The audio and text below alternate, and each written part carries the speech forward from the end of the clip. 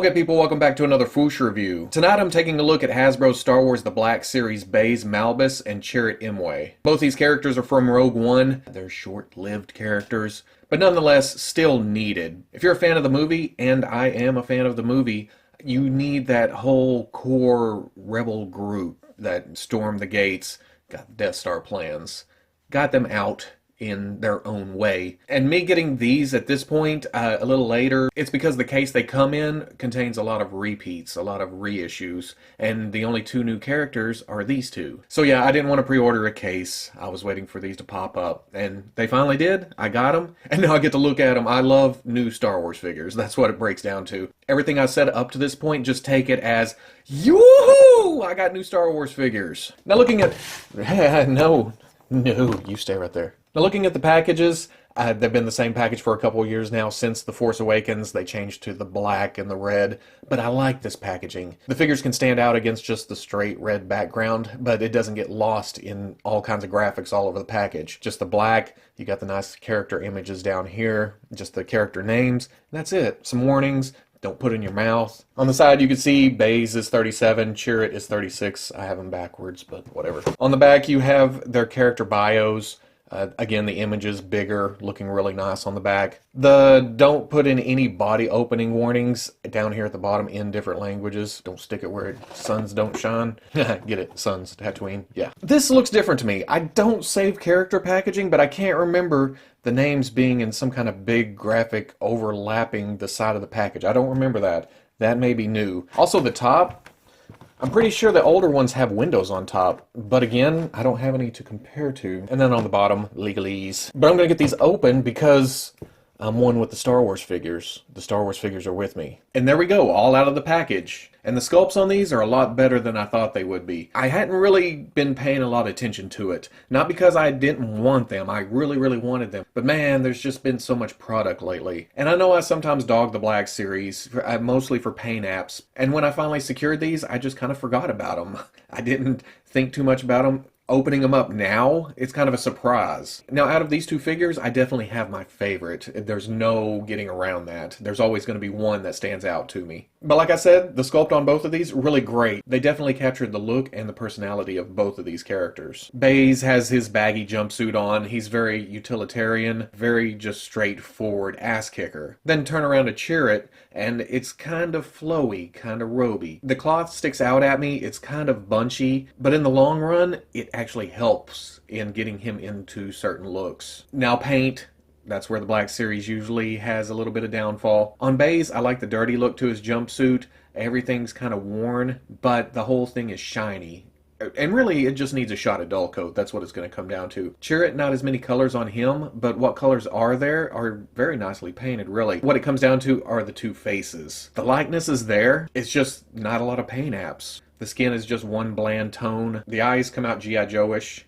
And then the hair doesn't have a lot of detail to it. But both figures have their personality traits. I think of Baze as just that rock steady kind of guy. He's just going to stand there, fire away, blow everything away until it's all gone. Chirrut's more of the guy that kind of dances his way through everything. He has his own method. It's very smooth, very lithe, and that's actually how the figures came out. Baze is hard to move around. He's hard to manipulate. He's hard to put into poses, while Chirrut is an absolute joy. I'm not saying it's perfect. I'm not saying it's import quality, but at the end of this, you'll notice that there's a lot more pictures of Chirrut than there are of Baze. The action figure is just graceful. Like I said, it's not perfect, but it's pretty nice. So I'm going to get Baze out of the way first since he's kind of stiff. The eyebrows look a little bit short, a little bit narrow. I don't know what's going on here. It just looks plain, and that's a Black Series trend. But you can see all the detailing, just really great all the way down. This armor plate,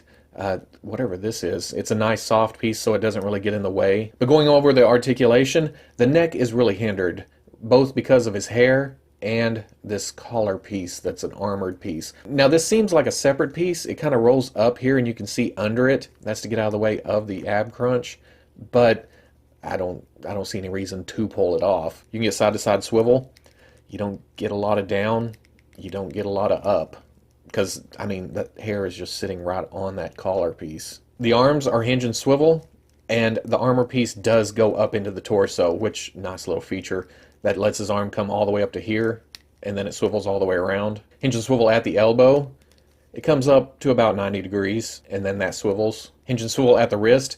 The right is up and down because it's his gun hold in hand, and then it swivels. The left is set side to side because the gun rests in that hand. Now the torso, he has a surprising amount of movement. Not so much side to side. Well, if you really force it, you can get over and over. Forward, again, you got to kind of force it, but he does kick forward until his armor plate hits his belt. Then back, and then it does swivel around. The hips are hinge and swivel. They go out to about right there. Kicks forward, kicks back. Then he does have a swivel at the top of the thigh.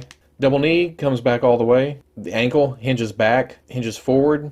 Not so great. The front of the boot kind of hits right there. And then forward facing pin for rocker. Coming around to Chirrut, same thing.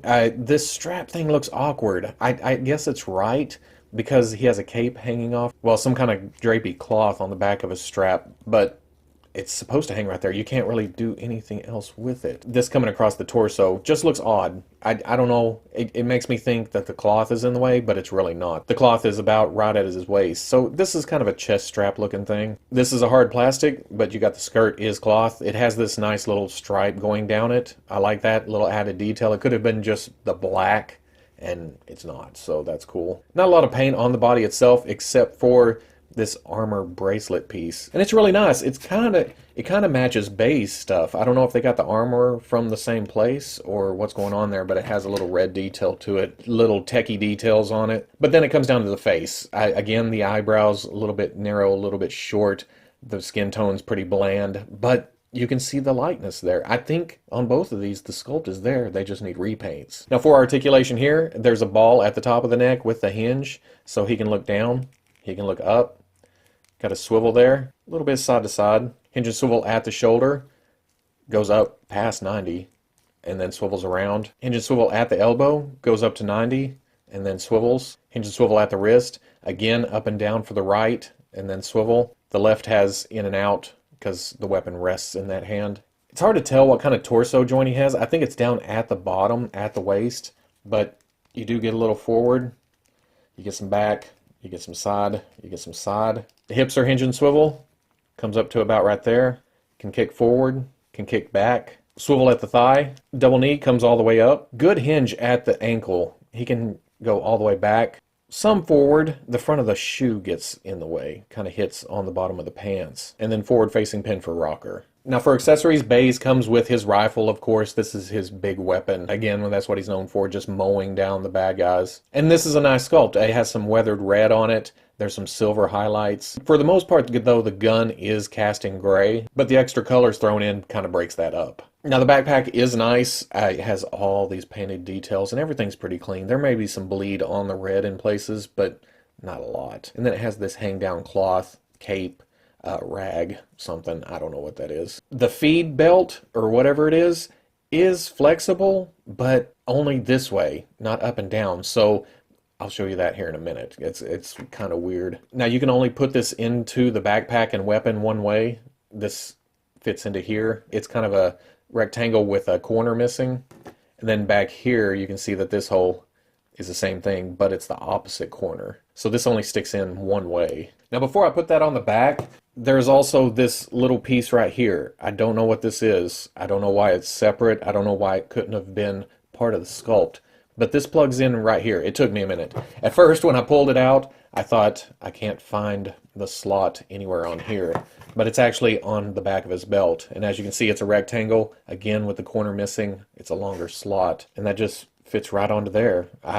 Again, I don't know if that's important. I don't know if that was something used in the movie. I don't remember that, but I'm going to go with it. That'll probably never come off the belt. And then this plugs into here. Now this is a tight fit. Hasbro really didn't want this to fall off. But it's better to push here than here. If you're pushing here, it kind of goes to the side. If you push on the pipe, it goes there. Kind of have your push point where this pipe goes into the backpack. The gun fits pretty good in his hand, but once you start trying to pose it, it pulls back here, which makes sense, but can get him to hold it really good, but not really in firing poses. And that also falls into where you can't really turn his head. It just doesn't look natural. Like I said, stiff, hard to manipulate. Now, flip side of that coin, the accessories for Chirrut, he comes with his staff. It has kind of a metal strip off center, and then on the end it has a metal cap. But in between that, it looks like gnarly wood, I guess you could say. Gnarly wood. I'm sure I'm going to get some comments on that. And then for his other accessory, it's his bowcaster.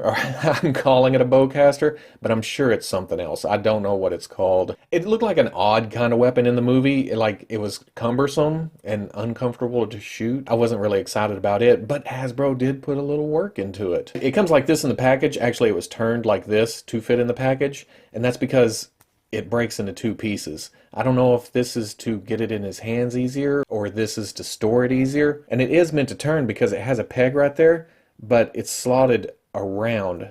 You can put it in there and it turns from here to here, but not anywhere else. That's it. And then the arms on it do swing out. So it's the full weapon and it's cool. I'm just not a huge fan of it. But as far as Chirrut holding this one, he holds it really well, actually. Like I said, it just looks awkward, cumbersome, but that's the way it was in the movie. He can't really bring it up to his shoulder, but not bad. You can get a lot more shooting poses than Baze can. For comparison, here he is with the Cassian Andor that came in the first series. Good fit. Baze is a little bit bigger. Chirrut is a little bit smaller, and I'm perfectly happy with that. I don't know the actual heights on the characters, but this works for me. And then with Jyn, I feel like Jyn is still small, but after seeing the movie, after sitting on it for a while, the actress is small, so I'm good with this. It still feels like everybody towers above her, but I guess that's how it is. And then with the Black Series K2SO, again, good fit. K2SO is supposed to be bigger. Yeah, this team is shaping up. So at the end of the day, I couldn't be happier with these. Yeah, a little repaint, but for 20 bucks a piece, actually I got these for 18. I'm perfectly happy with these. I still love how the characters are represented. Chirrut's very agile, very lithe, very graceful, while Baze is just stone-like. He's a wall. And that's the way the figures come out. Chirrut is very articulated. A lot of posing possibilities with him. A lot of possibilities.